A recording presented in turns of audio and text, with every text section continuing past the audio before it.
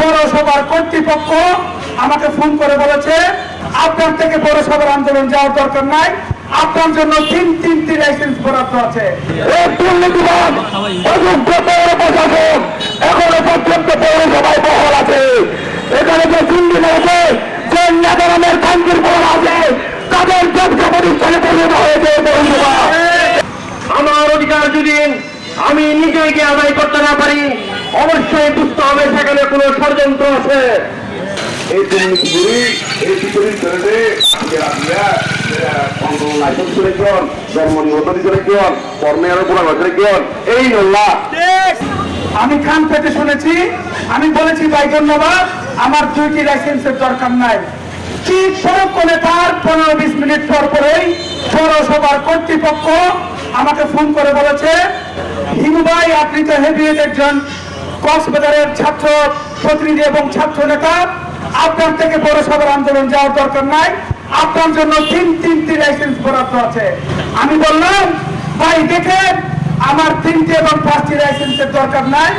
আমি চাই পৌরসভার ভিতরে যেই জেনুইন টমটমের ড্রাইভার আছে তাদেরকে ওই জেনুইন তাদের টমটমের লাইসেন্স গুলা যেগুলো আছে সেগুলা বরাদ্দ দেওয়া হোক। দুর্নীতিবাদ অযোগ্য পৌর প্রশাসক এখনো পর্যন্ত পৌরসভায় বহাল আছে।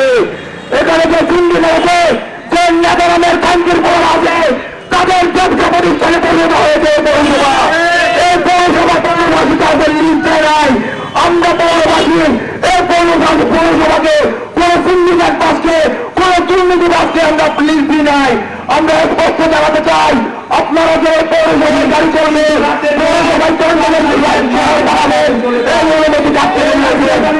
পৌরসভায় আপনি বাড়ি কোথায়, আপনি গিয়ে বাড়ি কোথায়, আপনারা কক্সবাজার শহরের কি বুঝবেন? এই কক্সবাজার শহরের কষ্ট আমরা বুঝবো, আপনারা বুঝবেন না। আপনারা শুধু এখানে আছেন দান্দাবাজি করবেন, পৌর শহর আছেন, আপনারা প্রচলন শহর আছেন, এখান থেকে দান্দাবাজি করে নিজের আখের বুঝাবেন, তারপর এখান থেকে চলে যাবেন।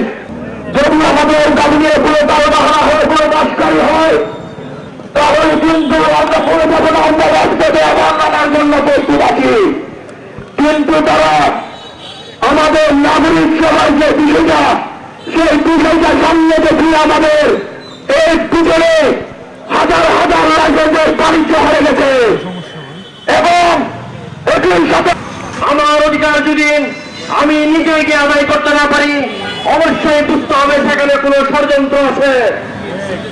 প্রত্যেকটা অটো ড্রাইভার যারা লাইসেন্স হচ্ছে মালিক হচ্ছেন প্রত্যেকের কাছ থেকে 1 লক্ষ টাকা করে থানা নেওয়া হয়েছে।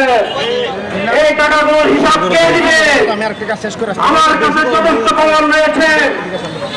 এই লাইসেন্স বাণিজ্যের সাথে যারা বিনিয়োগ করেছিল হাজার হাজার এবং শত শত শ্রমিকরা যারা অন্যের কাছে টাকা নিতে পারে নাই তারা আজকে লাইসেন্স মালিক হতে পারে নাই।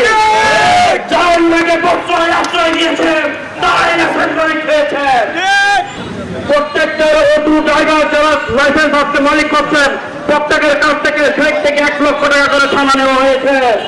দুর্নীতি করার বেশি করার বেশি অ্যাকাউন্টে জমায় করে দিল ঠিক নেবে দিয়ে বাংলাদেশের মধ্যে যেটুকুন ভূমি আছে ওরে বেশি দিলে সরকারের টাকা বেশি না হাসপাতাল পাক করে দেন আর ট্যাক্স দিও আর এই চোর দিও এর ফলে আর টাকা পাই ভূমি লোক টাকা পাই সারাদিন পর দিয়ে আড়াই কোটি হল শুধু শুনতে না পাই এই হাসপাতালের মধ্যে আরো সবার যদি হাসপাতাল আছে তখন আগে হল দিবে ঠিক নেবে দিয়ে দেখো হইতে আর টাকা পাই এবং লাইসেন্স পাই আর জন্মদিন পাই আর 5 কোটি শুধু যায়।